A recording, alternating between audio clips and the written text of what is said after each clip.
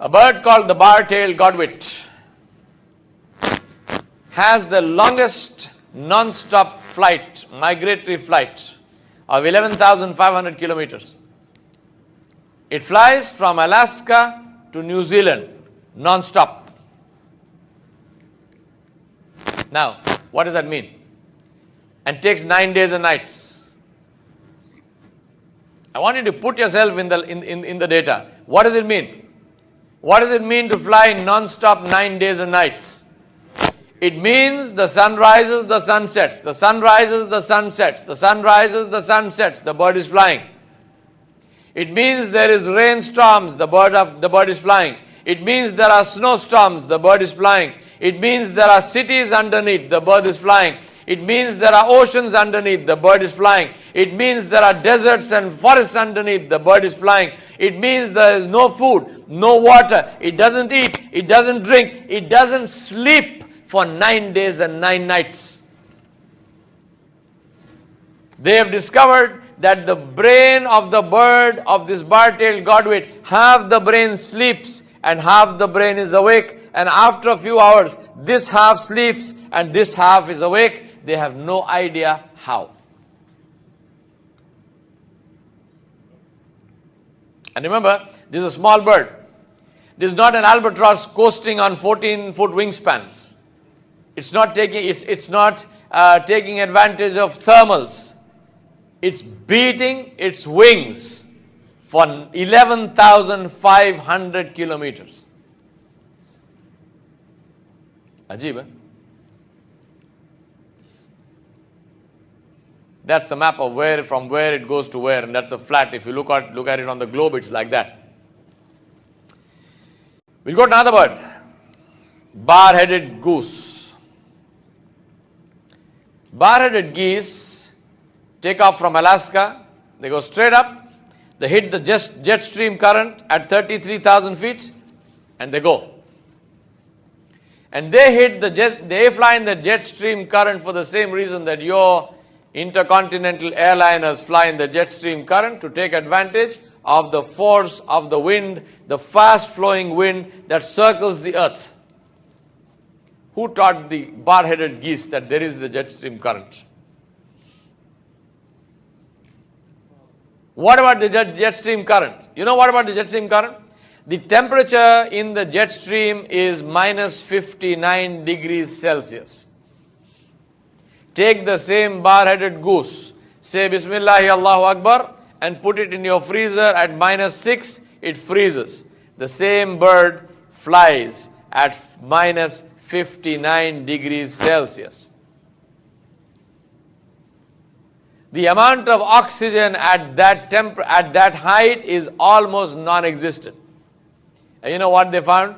They say that bar-headed geese actually breathe more efficiently in low oxygen atmospheres. What are they saying? They're saying the bird breathes better when there is no air. Ajib, eh? What's the question to ask? Why? Why? If you were the creator of birds, where would you put their food? If you were the creator of fish, where would you put their food? Allah subhanahu wa ta'ala put the food of birds, not aquatic birds. Birds which are not water birds, He put their food inside the water. And Allah subhanahu wa ta'ala put the food of fish in the air. The archer fish shoots down insects from trees and eats them. The kingfisher catches fish, and the kingfisher cannot swim.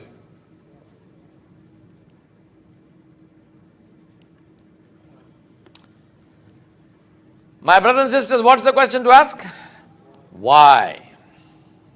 Let me tell you the story of another bird. The ruby-throated hummingbird. Ajib, the khudrat of your and my Rabb. The ruby-throated hummingbird is a small little bird that size. The female is slightly bigger than the male, and that weighs 4.5 grams. 4.5 grams. 1 teaspoon is 5 grams. So the bird is less than a teaspoon. It is smaller than a teaspoon. This bird lives in the forests of South America. in a previous incarnation when I used to live in Guyana, I have seen this bird in the rainforests, Amazonian rainforests. It looks like a moth. The first time I saw it, I thought it was a moth because it buzzes, literally buzzes. It beats its wings at more than 1,000 RPM. And it is the only bird which can actually fly backwards. So it flies upwards, backwards, up and down like that because it lives on nectar from flowers. So it puts its beak into the flower and drinks nectar and flies backwards out of the flower. Now, this bird migrates and it flies across the Gulf of Mexico. It migrates from South America to North America to the bank of the Mississippi River. Part of that migration, the whole migration route is 2,000 kilometers. Part of that migration route is clear across the Gulf of Mexico, a distance of 600 miles. It takes 26 hours to cover 600 miles. It's not a water bird. If it lands in the water, it becomes fish food. What is the meaning of saying it covers 600 miles in 26 hours? It means the sun has risen. This little bird that size is flying across the open ocean. Waves underneath, winds on top. Little bird is flying. The sun has risen. The sun is at the zenith. The bird is flying. The sun is setting. The bird is flying. The sun has set. Pitch dark night. The bird is flying. Middle of the night. The bird is flying. Does not lose direction. Does not lose speed. Does not lose energy. Doesn't stop for food. Doesn't stop for water. Sun rises again. 2 hours into the new day, the bird lands in the United States of America without a visa.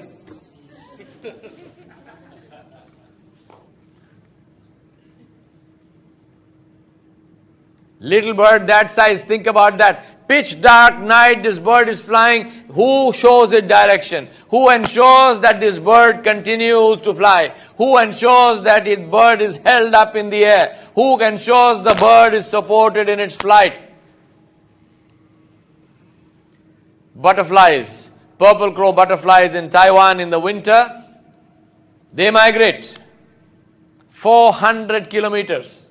A butterfly flies 400 kilometers. How many of them? They measured them. 11,500 butterflies per minute cross the highway. This is Allah subhanahu wa ta'ala. Who is Razzaqu dhul quwwatil mateen. He cannot give food to that little bird in South America in the middle of the rainforest. He needs to make it migrate all the way up to the bank of the Mississippi. He cannot feed the bar-tailed godwit in Alaska. He needs to send it down to New Zealand to eat. What do you think? So what's the question to ask? Why? And the answer is so that we understand the tafsir of his kalam, where he said, أَوَلَمْ يَرَوْا إِلَى الطَّيْرِ فَوْقَهُمْ صَافَّاتٍ وَيَقْبِضْنَ مَا يُمْسِكُهُنَّ إِلَّا الرَّحْمَنُ إِنَّهُ بِكُلِّ شَيْءٍ بَصِيرٌ. Pity on us that we teach the tafsir of the kalam of Allah subhanahu wa ta'ala as if there is no creation. And pity on the atheistic scientists who research in the kainat of Allah subhanahu wa ta'ala as if there is no Allah. Pity on both of them. How many of the people, how many of our students who are reading this ayah, who are memorizing the Quran and reading Surah Al-Mulk, who are reading the tafsir of this ayah, how many of them know about the birds that Allah subhanahu wa ta'ala has created? They just say, who is it that holds the birds? Which bird?